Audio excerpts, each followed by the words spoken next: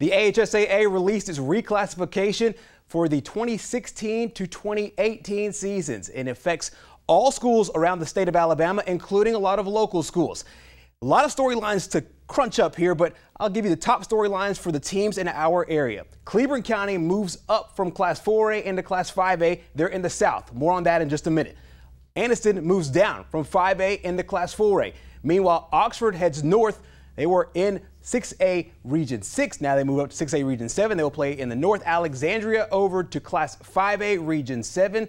And Randolph County also moves up to Class 3A after being in Class 2A last year. Going back to Cleveland County, not only are the Tigers moving up in classification, they're also going from the north to the south end of the bracket.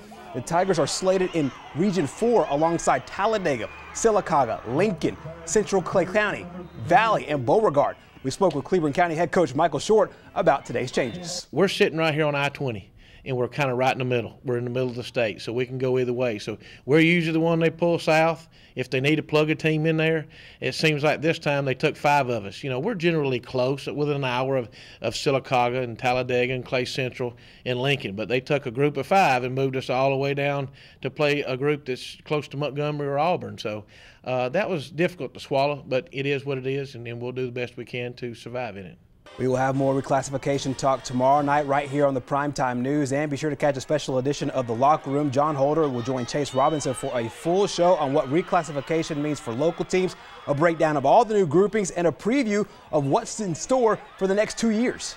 The changes really happened in 4A, 5A, 6A, and some of those were good, some of those are bad. I think the team that came out smelling the best, so to speak, in this deal was the Oxford Yellow Jackets. Oxford not only being in a very competitive South in 6A in football, one, they stayed in Class 6A, and plus they moved from South Alabama to North Alabama.